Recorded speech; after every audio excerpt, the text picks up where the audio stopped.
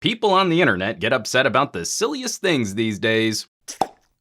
Everyone's favorite tech whipping boy, LG, recently had a little fun with some product placement, showing off the upcoming V60 smartphone in a pair of music videos. Oprah's Bank Account by Lil Yachty and Godzilla by Eminem. How dare LG have any fun with their marketing? Surprisingly, not too surprisingly, a few larger tech YouTubers were ready to throw shade over two small blips of product placement. Some even going so far as to question whether this violated FTC guidelines on proper disclosure. Why doesn't Eminem have to tag Godzilla with #ad? Shock, outrage. Well, this stuff can actually get a little tricky, so it's worth chatting about. Let's see if we can untangle it. Now, there aren't exacting rules on when something might cross the line. It's a little like pornography. Regulators will know a transgression when they see it, but the FTC guidelines on disclosure are decently well defined. A product merely showing up in production requires no additional disclosure. But once an opinion is expressed or some additional commentary is delivered, then some notification must be shared with an audience that this was paid promotion. A practical example, let's say you have two characters driving in a hybrid car. Showing off the brand of the hybrid requires no additional disclosure from the producers. But if those producers take money from the car brand and write dialogue between those two characters talking about how great it is that their hybrid is quieter than regular cars, that would require some additional disclosure. I know, this is super tricky stuff, but it is important to get it right, especially for folks who work in the YouTube review space and should have a solid understanding of what these rules are. For a YouTuber with some viewership, if we're going to engage an army of sycophantic YouTube fans against a brand like LG, while calling into question that company's marketing ethics, we should probably make sure we're getting this stuff right. I mean, just imagine if there were a comparable level of outrage every time an Apple product showed up in a film or TV show. We'd never get anything done. We'd constantly be at the same level of outrage about Apple as we currently seem to be about LG. That's what the word comparable means.